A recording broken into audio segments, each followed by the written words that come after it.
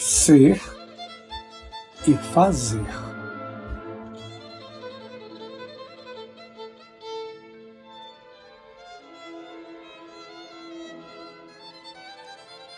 Para aprendermos algo mais do pouco que já se sabe acerca do diálogo mudo entre os dois hemisférios cerebrais,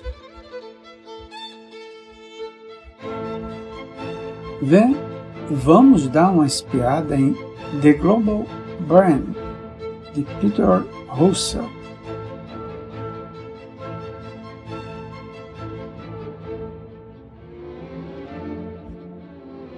É uma pena recorrer a essa obra apenas para saber o que diz o autor sobre o nosso particular interesse aqui.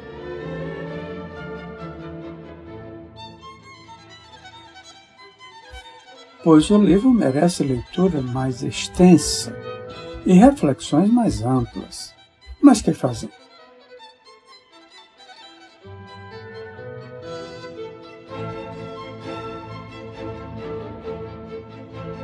Temos de nos submeter à ditadura do espaço, já que a esse parâmetro estamos sujeitos, como também ao seu outro aspecto, o tempo.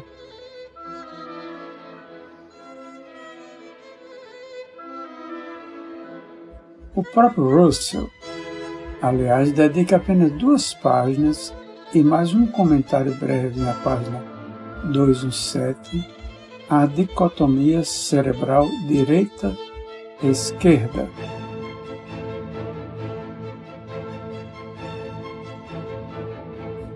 Colhemos aí a informação de que, desde a metade da década de 60, a psicologia vem demonstrando que cada hemisfério tem sua tarefa específica.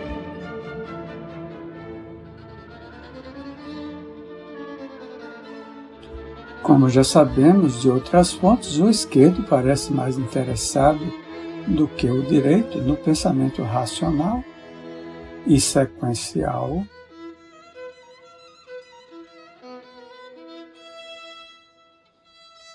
e nas faculdades linguísticas, ler, escrever e falar.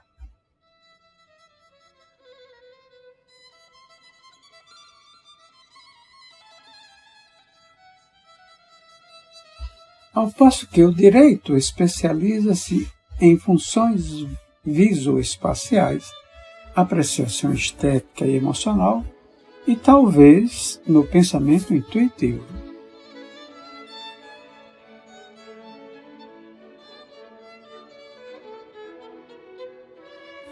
Os destaques são meus e visam chamar a atenção do leitor para a atitude cautelosa, resguardada, na condição de hipótese,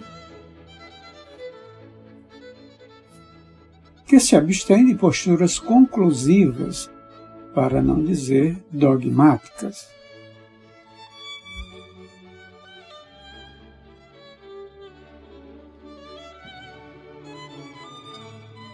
Nada tenho contra isso. Pelo contrário, é o procedimento desejável para aquele que ainda não dispõe de dados conclusivos sobre o que expõe.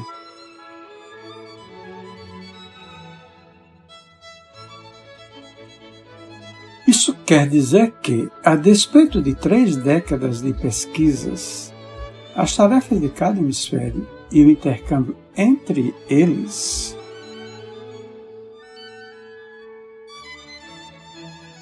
ainda estão à espera de definições preliminares, para não falarmos de outras complexidades.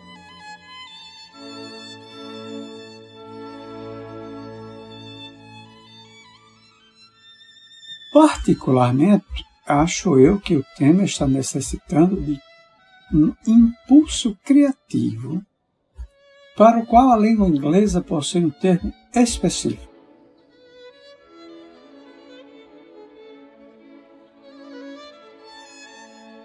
De imperfeita tradução em português, o breakthrough, algo que irrompe subitamente com um poder irresistível de renovação.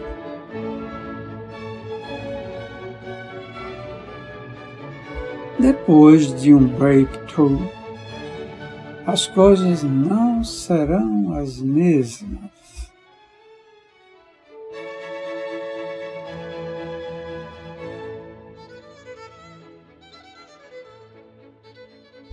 Para mim, esse impulso revolucionário está potencialmente na realidade espiritual, conceito que a ciência continua a rejeitar.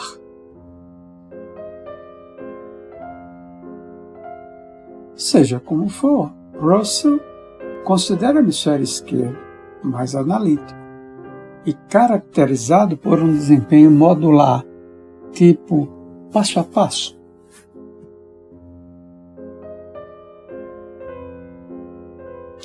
Enquanto o direito é mais sintético e opera holisticamente.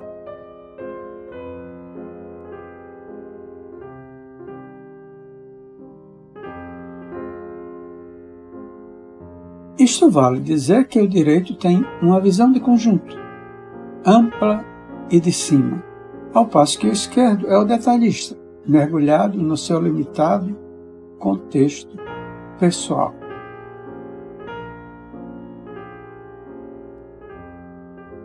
O esquerdo estaria, portanto, ocupado em fazer, ao passo que o direito é receptivo em deixar as coisas acontecerem.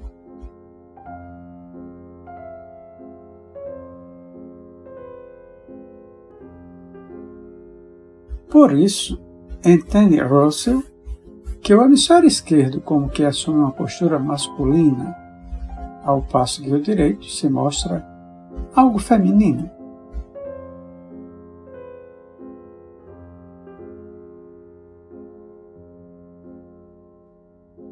Não posso saber o que pensará disto o leitor, mas ele tem o direito de saber o que penso eu.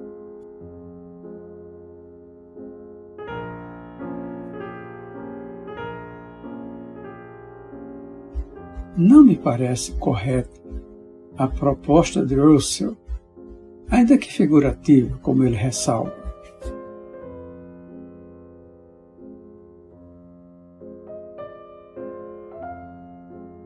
Pelo que estamos vendo, o hemisfério esquerdo, ou melhor, o aspecto do ser humano encarnado, que ali tem sua cabine de comando, é o que se mostra e se comunica com o meio ambiente, mesmo porque, aparentemente, é o único que fala, lê e escreve, sendo, além disso, racional e consciente.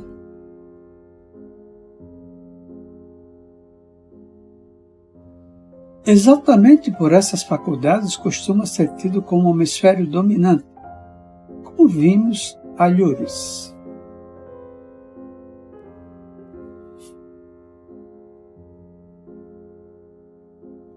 Sem dúvida que ele é um instrumento com o qual a individualidade se apresenta para viver na Terra.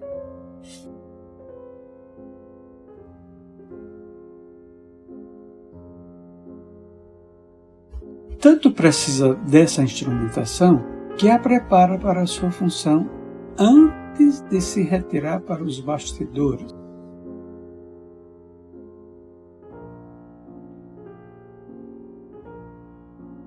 De onde não apenas monitora o que a personalidade faz, como interfere e a comanda, ainda que de maneira discretíssima e sutil, como também temos observado.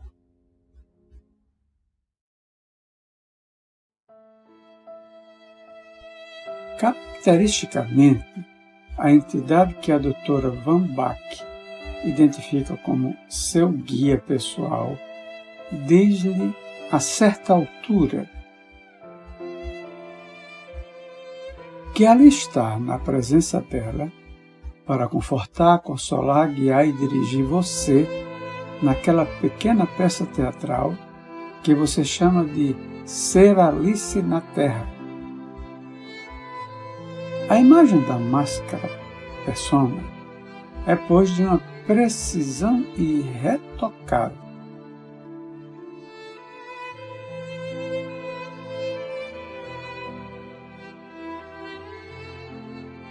A individualidade a põe para representar o papel que lhe cabe na vida, tal como os antigos atores a colocavam para viver as personagens que lhes eram atribuídas. Num caso como no outro, a personalidade é uma condição transitória, quase diria postiça.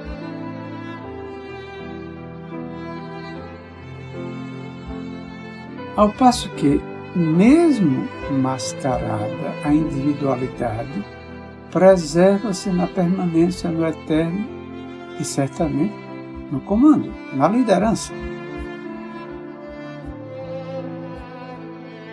Uma é, a outra está, e por algum tempo. A que está no palco se mantém consciente e gesticula e fala e ri e chora. Tudo dentro do papel que lhe é atribuído. A tendência a emprestar ao hemisfério esquerdo e, portanto, à personalidade uma função dominante, e aqui concordamos com Russell, parece decorrer do sistema educacional vigente.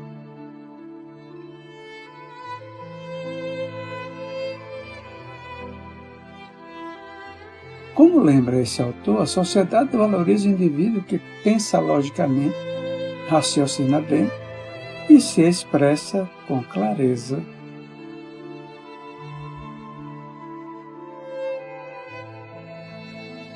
Faculdades nitidamente controladas pelo cérebro esquerdo.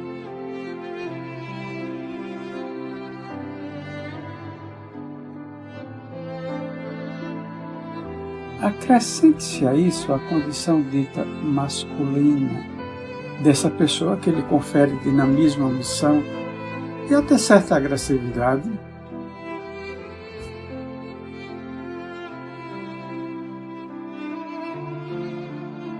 Considerada virtude desejável para aquele que se atira à luta pela vida no competitivo ambiente da sociedade em que vivemos.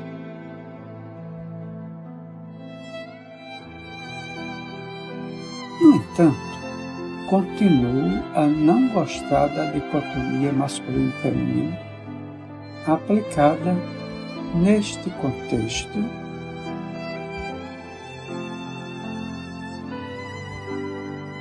mesmo porque poderia gerar a falsa impressão de que a mulher não poderia dispor desses recursos ditos masculinos, necessários à disputa de um lugar ao sol. A mulher também pode ser tão dinâmica, criativa e, no sentido comercial, ambiciosa e agressiva, como se lê nos anúncios de oferta e procura de empregos.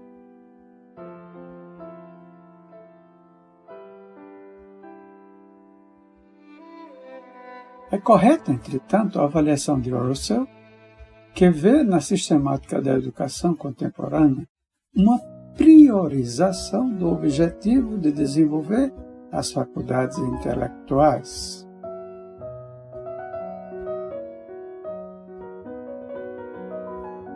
Que fazem do jovem ou da jovem um profissional competidor.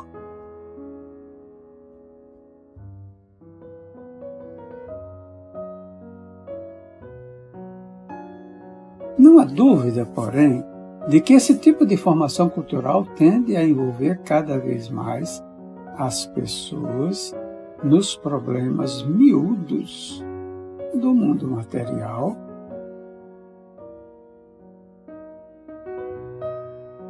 em prejuízo dos aspectos transcendentais da realidade espiritual representada pela individualidade.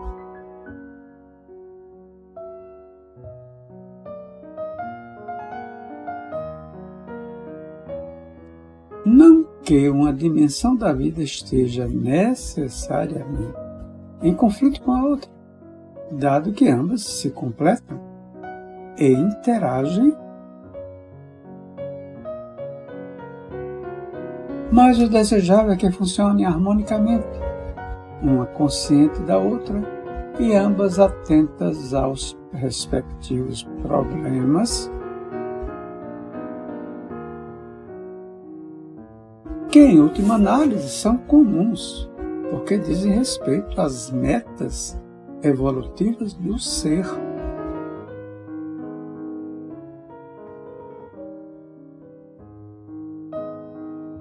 Não é ao que estamos assistindo enquanto escrevo isto.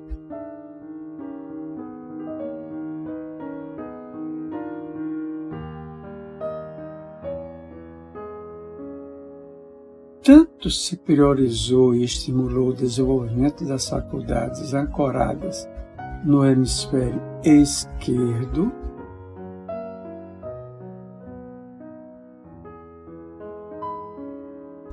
que a própria comunidade e, em consequência, a civilização contemporânea, como que viraram à esquerda nas suas trajetórias.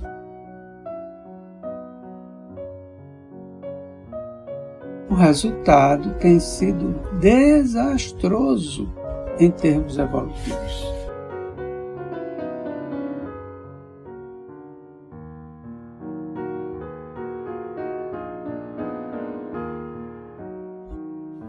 De alguma forma, a dicotomia personalidade e individualidade parece ter sido tratada separadamente a fim de, eventualmente, ocorrer entre elas uma fertilização cruzada.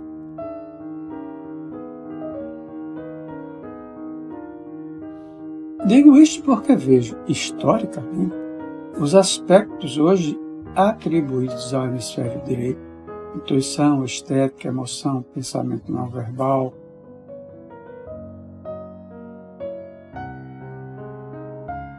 como características predominantes nos povos orientais.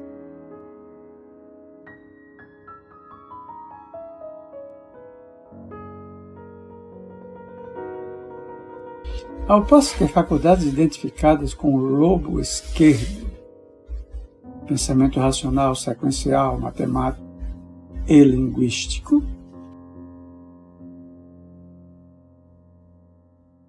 têm sido mais valorizadas e cultivadas no Ocidente.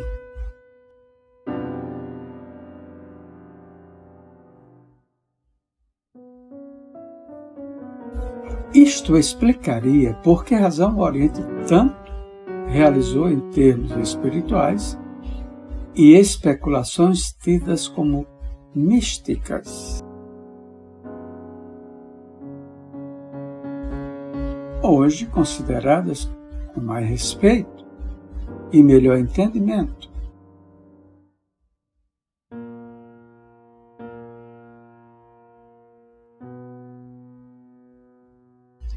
Enquanto o Ocidente concentrou-se no desenvolvimento de aspectos mais imediatos, materiais e tecnológicos.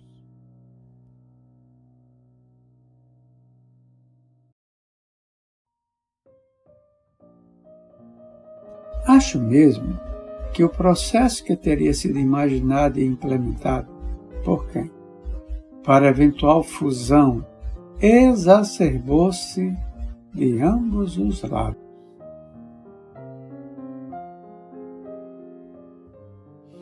No Oriente, a tendência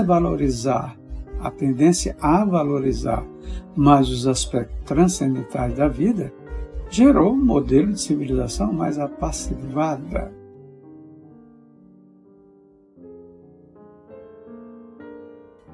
Como que acomodada aos desconfortos da vida material, se me autoriza o paradoxo.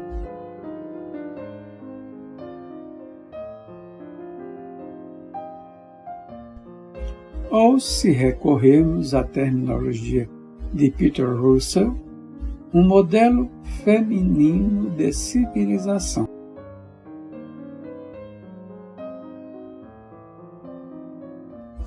Sacrificou-se ou ignorou-se, portanto, o transitório em proveito do permanente, do eterno, da transcendência,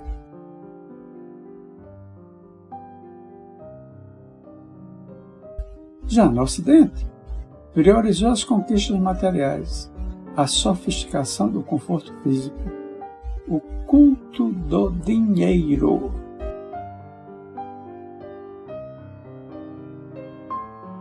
Conquistas essas que exigem, senão uma ignorância total da realidade espiritual, pelo menos certa indiferença por ela.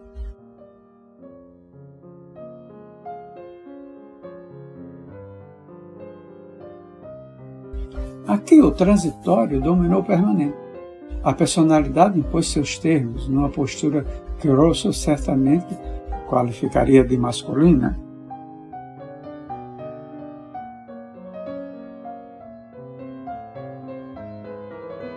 Oriente e Ocidente seriam, respectivamente, o hemisfério esquerdo e o direito do cérebro da Terra, se é que me perguntam.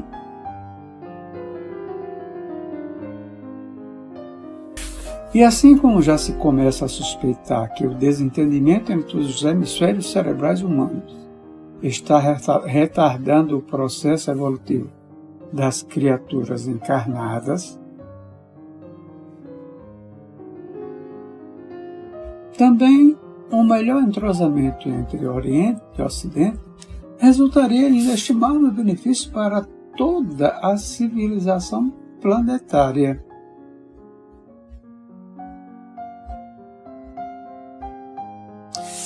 Isso porque o Oriente tem o que aprender com o Ocidente em termos de conquistas materiais e tecnológicas,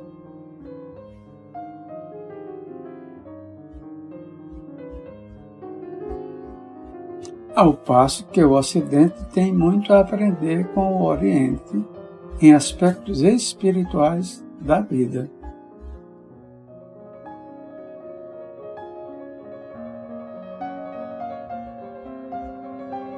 Reiteramos que eles não se chocam, nem se excluem ou sequer se hostilizam, mas se completam e continuam programados para funcionar harmonicamente.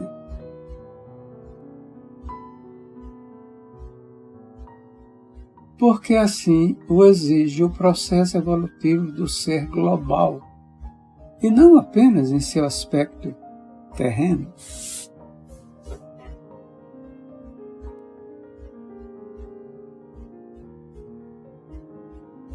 Opero a fusão entre as duas metades do pensamento humano. Lê-se em A Grande Síntese.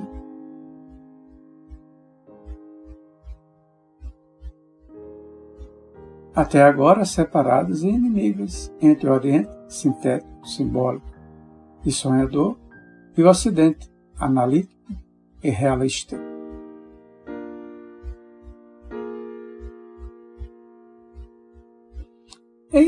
E mais adiante, fé e ciência, intuição e razão, Oriente e Ocidente, se completam. Quais termos complementares, quais duas metades do pensamento humano.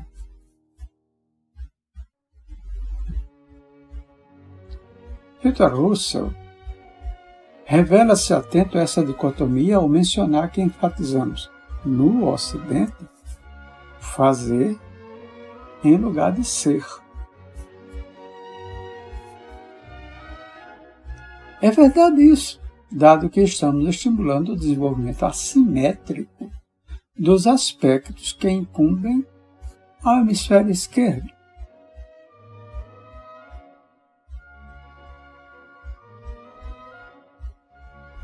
Despreocupado de valores nobres como intuição e visão holística da vida, quando tudo isso precisa coexistir funcionalmente em proveito de todos.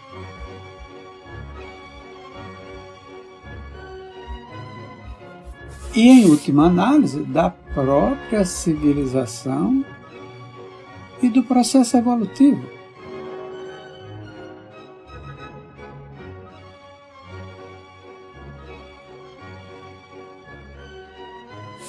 Para Russell, essa integração de um modelo no outro equivaleria a uma harmonização da dicotomia masculino e feminino, numa espécie figurativa de androgenia.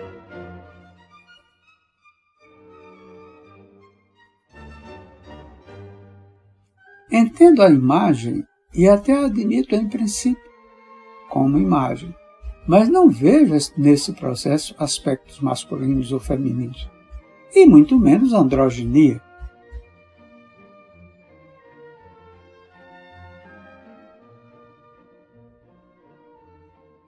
Uma curiosidade deve ser, contudo, anotada aqui.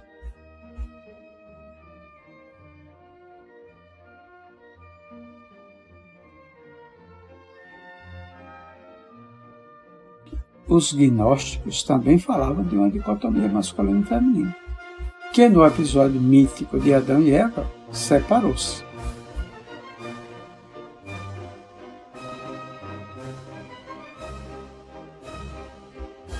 Mencionavam ainda o arquétipo da câmara nupcial, onde os dois se fariam um novamente.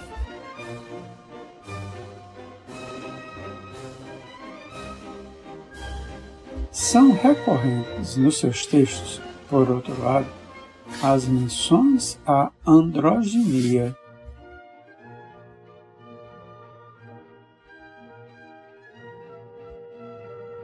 Estariam os gnósticos pensando, ao ensinar tais coisas, no desdobramento entre espírito e alma, a partir do momento em que começa ou recomeça a vida na carne?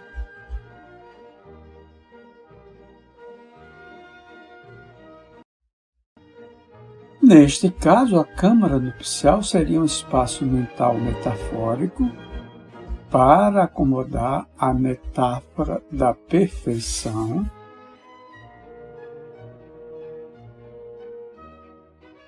quando o seu não necessita mais submeter-se ao jugo da matéria densa.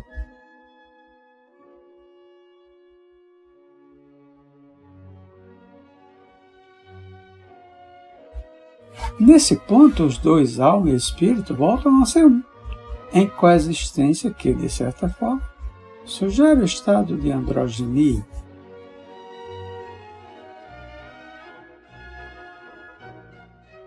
Se é esta a interpretação, Russell parece um gnóstico moderno.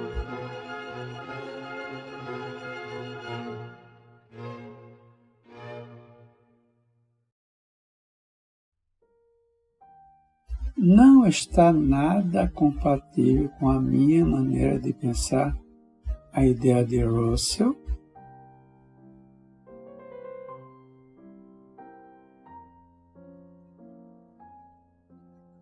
segundo a qual o hemisfério direito seja subutilizado, dado que ainda não sabemos precisamente como e com o que ele se ocupa.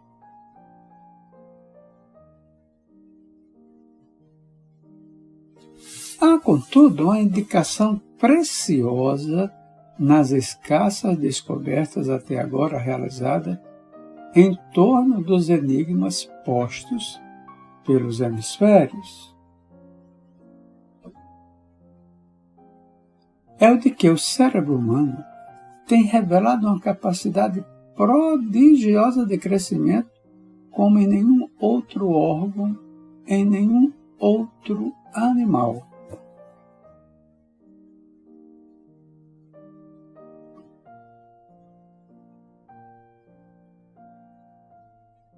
Isso está em Liao Watson, como veremos daqui mais um pouco, mas não apenas nele.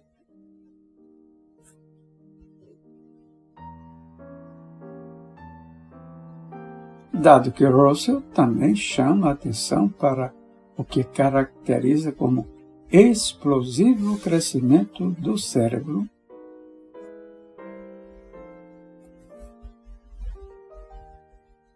além de uma das mais rápidas e dramáticas mudanças na história da evolução.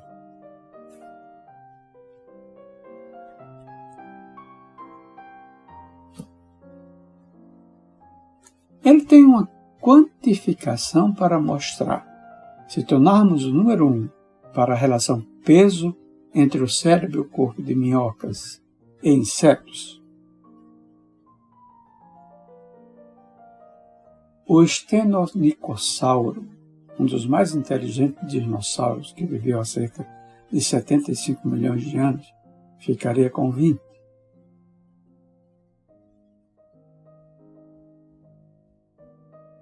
Ao passo que no ser humano, esse índice sobe para 350.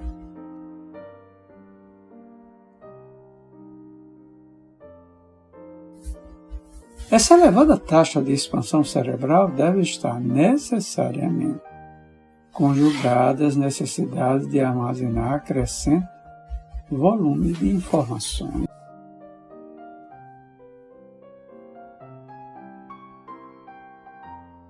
Dado que em cada etapa de vida, aqui ou na dimensão póstuma, recebemos espantosa carga de conhecimentos novos,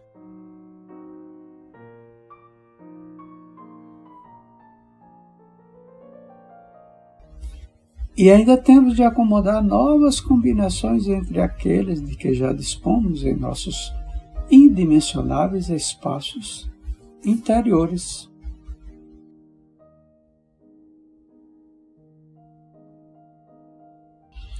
Mais um exemplo a atestar a teoria lamarckiana de que a função mental cria o órgão físico.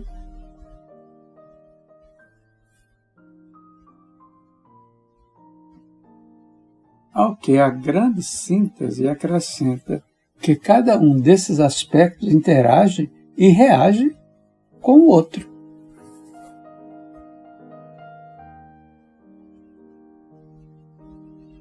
Se por acaso o leitor achar que não leu direito, devo confirmar.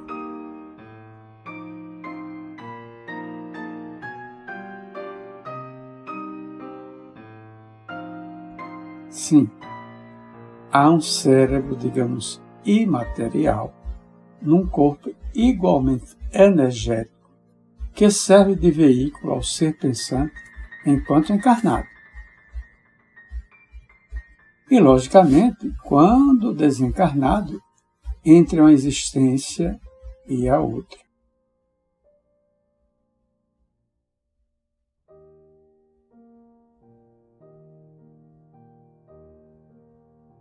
Já nos referimos aqui à vida antes da vida, Van Bach, à vida depois da vida, Moody, e à vida entre vidas, Wheaton e Fisher.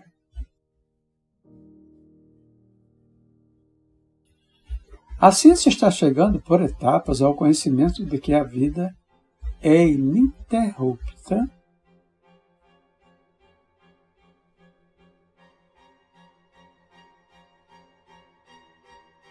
depois de acreditar por muito tempo que só existia vida durante a vida terrena.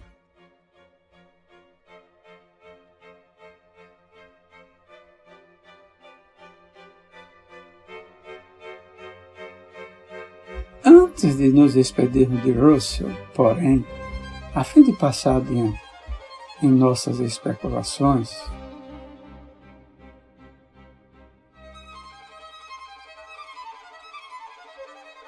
é necessário acrescentar que ele identifica em transparente intuição a presença do hemisfério direito na atividade extrasensorial.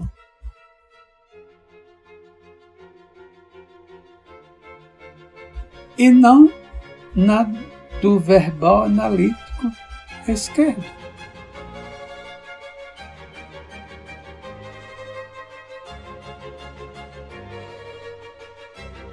Não que ele dê o assunto como decidido, naturalmente, porque também aqui, como convém ao cientista cautela, constitui boa companhia.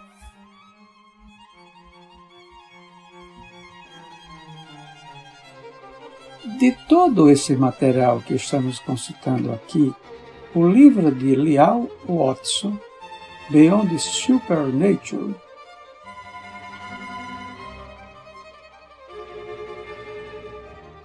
é dos mais recentes, 1988, e é de nosso interesse conhecer o que tem ele a dizer acerca do objeto destas especulações. Não apenas tem, mas está revestido da autoridade competente para dizê-lo, como tem demonstrado numa brilhante série de livros.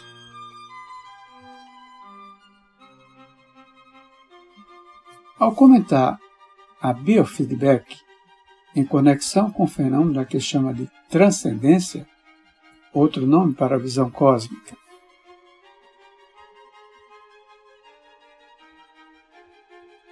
lembra, primeiro, que essa não é necessariamente uma experiência religiosa, no sentido habitual do termo.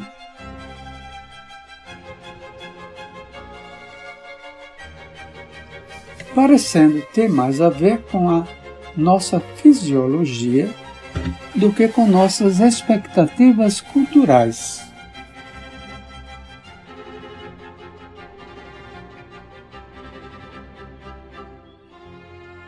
Podemos até concordar com ele, em princípio, no sentido de que o fenômeno pode ocorrer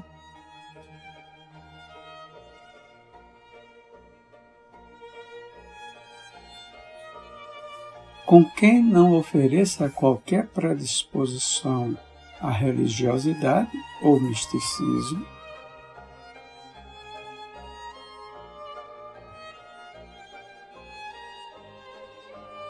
ao passo que mesmo nos místicos pode ser considerado um fenômeno não religioso, somente porque é transcendental. Ou seja, foge à moldura habitual da vida na Terra.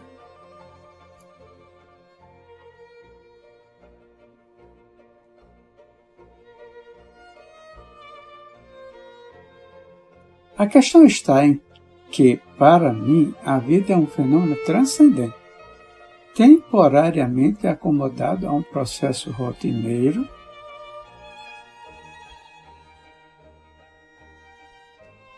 do qual conseguimos escapar de vez em quando e por breves instantes para contemplá-la em todo o seu transcendentalismo.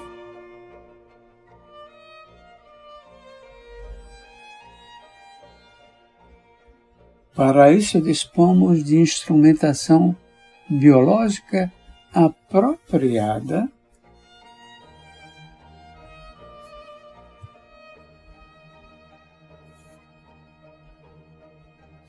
ainda que a programação do sistema cerebral tenha suas prioridades situadas no gerenciamento da vida na matéria.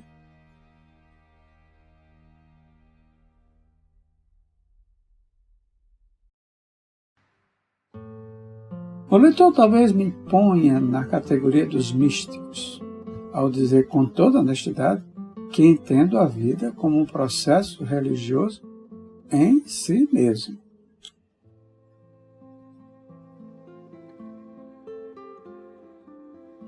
Há em nosso viver uma interface inevitável com a inteligência cósmica.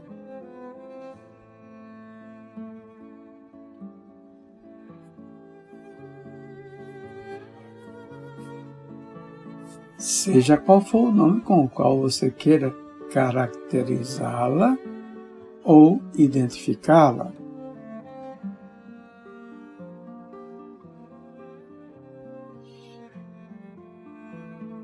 Não há vida senão nesse ambiente cósmico, e não há criação sem Criador.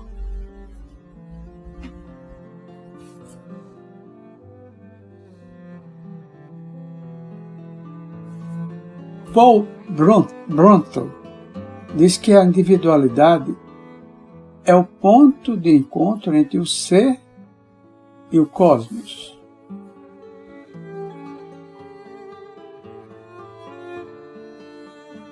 Watson lembra que o psiquiatra Eugênio Daquilo, da Faculdade de Medicina da Pensilvânia, consumiu anos a pesquisar a transcendência em seus reflexos neurobiológicos, chegando ao que o Otis considera uma suspeita de que isso tenha algo a ver com a cisão dos hemisférios cerebrais.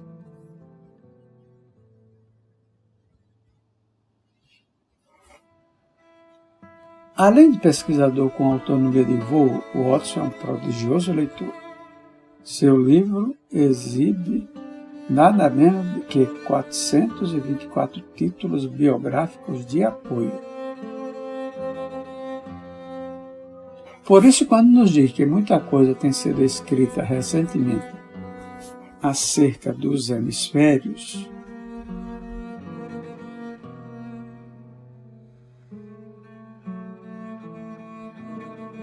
convém prestar atenção ao que ele tem a informar.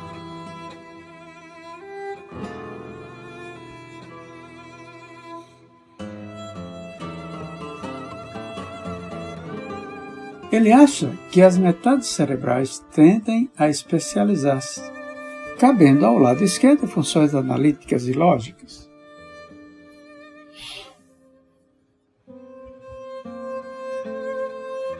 E ao direito, tarefas de natureza artística.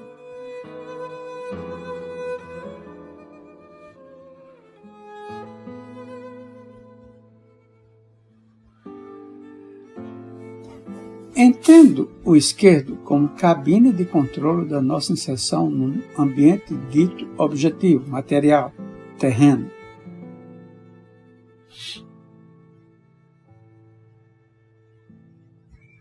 Ao passo que o direito tem a seu cargo a responsabilidade de nossas ligações com os aspectos transcendentes da vida.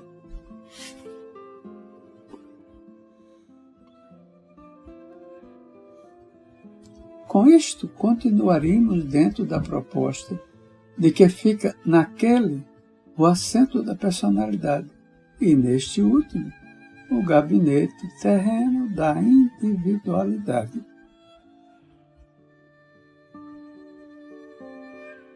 Mais do que isso, contudo, encontro na informação de Otis algo que confere com um pequeno, mas importante detalhe do meu sonho acerca das mansões de mármore branco no alto do penhasco.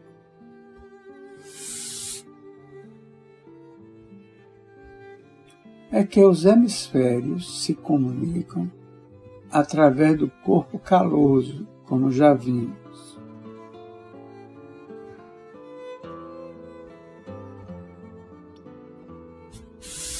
Mas o Watson acrescenta que, sob certas condições, as mensagens são redirecionadas pelo lobo inferior do cérebro direito através do sistema límbico.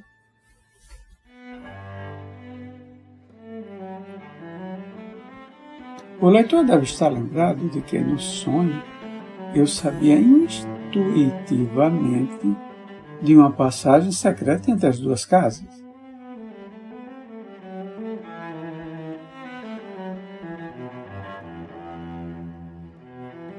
Mas não conseguia localizá-la, embora sem perceber como nem porquê, de repente me encontrava de um lado ou do outro.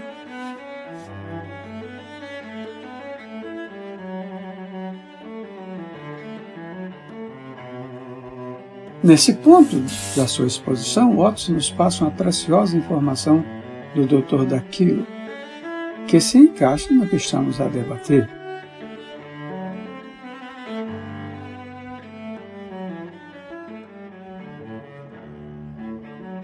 É o seguinte: como cada hemisfério tem sua própria maneira de se expressar,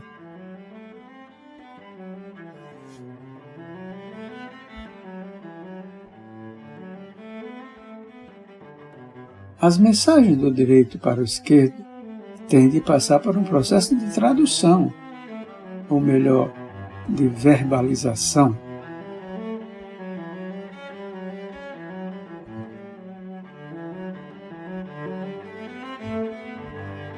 Num caso típico de comunicação por meio do corpo caloso, o direito, no exemplo sugerido por daquilo,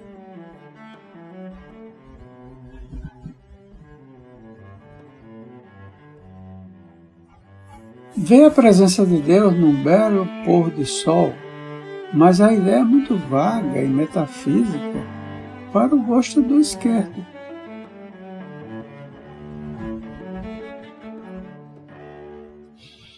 Que se limita a algo desajeitado, a comentar as cores pintadas no horizonte.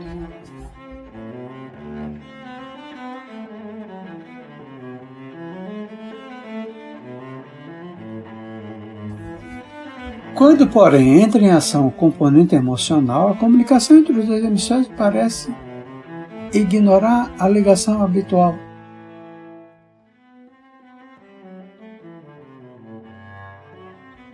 E se utiliza do sistema límbico, a passagem secreta do sonho, e vai direto ao lado esquerdo, produzindo a experiência transcendente.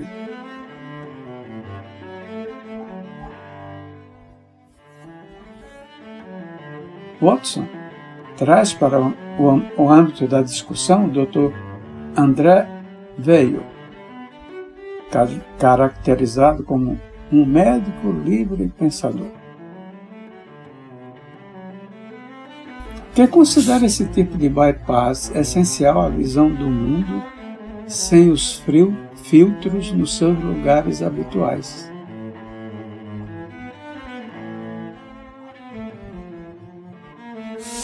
Acha mesmo, Dr. Weil, segundo Watson, que se jamais conseguirmos abrir os canais para essas experiências, condenamos-nos à doença.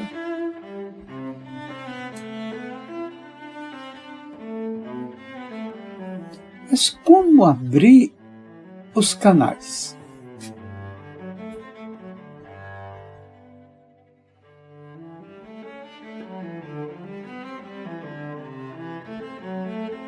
Segundo Dr.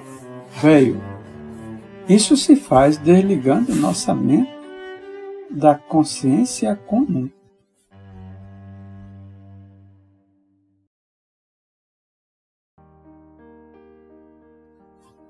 Minha redação seria naturalmente diversa, mas a ideia fundamental é a mesma.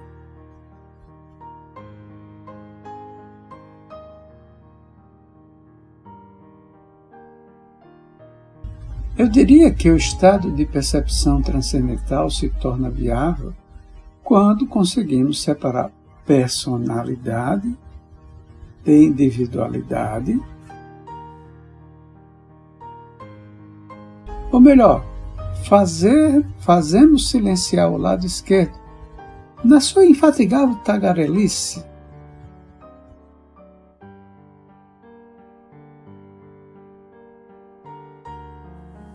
a fim de poder ouvir a linguagem silenciosa e não verbal que circula pelo hemisfério direito.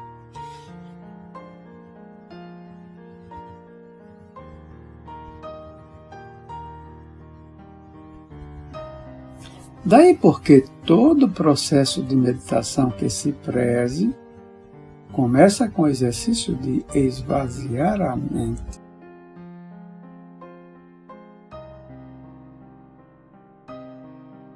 Ou seja, fazer calar o pensamento consciente e os sentidos.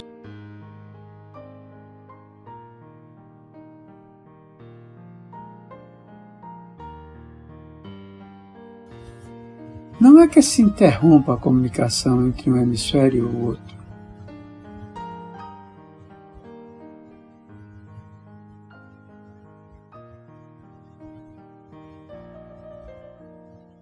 O que acontece é que personalidade e individualidade se entendem, em tais circunstâncias, não mais pelo corpo caloso, mas pela conexão límbica que funcionaria como uma passagem secreta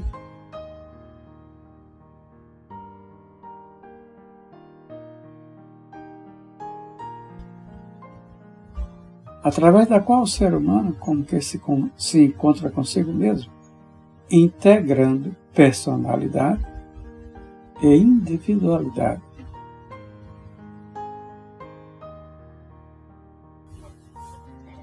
Poderia ser esse um mecanismo mesmo da intuição, tanto quanto o da comunicação mediúnica e da anímica.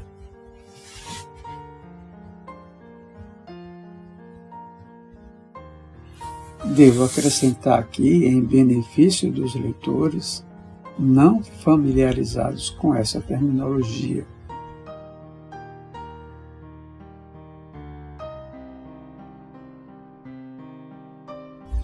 que é mediúnico o intercâmbio com entidades desencarnadas, espíritos, ou seja, seres que se encontram na dimensão póstuma.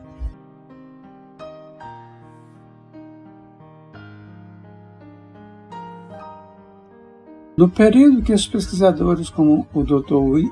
Wheaton estão chamando de vida entre vidas,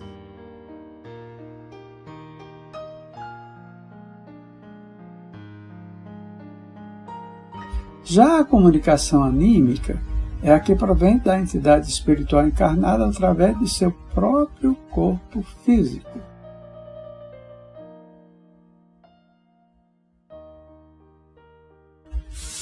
Está neste caso a chamada escrita automática, frequentemente confundida com a psicografia.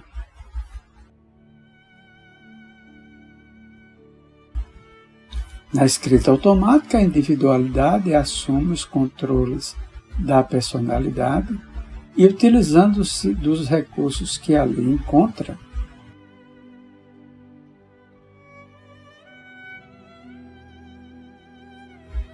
consegue fazer converter suas imagens abstratas em conceitos verbalizados.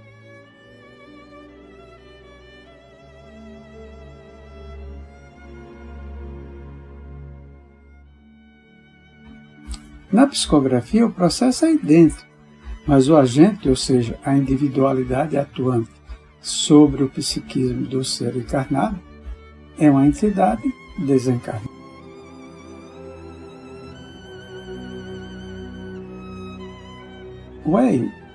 Veio está correto, pois, na sua observação de que é preciso retirar os filtros de posição,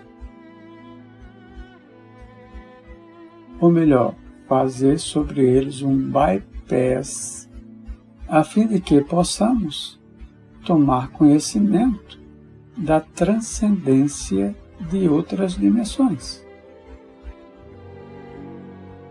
Está certo ainda quando pressupõe, para o funcionamento desse sistema, um desligamento entre personalidade e individualidade.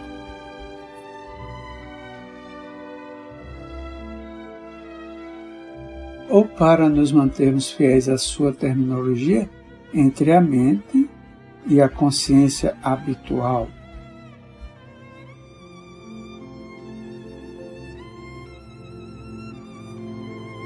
É literalmente o que acontece dado que o corpo energético se desdobra, desprende-se ou afasta-se do corpo físico.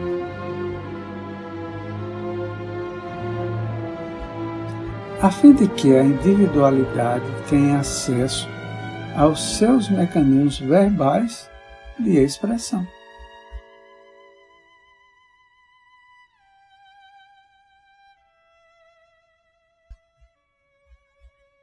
Há uma hipótese alternativa, talvez mais sedutora, a de que, em tais situações, em vez de desligar-se da individualidade,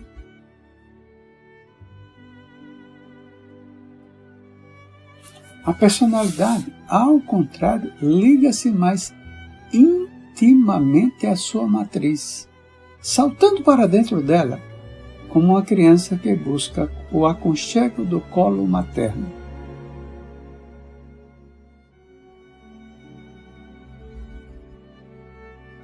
Acredito que nestes momentos a individualidade manifestante, própria ou alheia, se utilize dos circuitos límbicos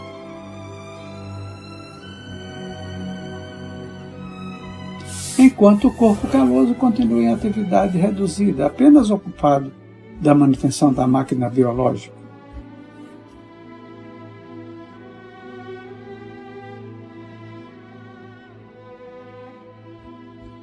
E pronto para entrar em ação em qualquer momento em que for exigida uma providência mais enérgica na área da personalidade.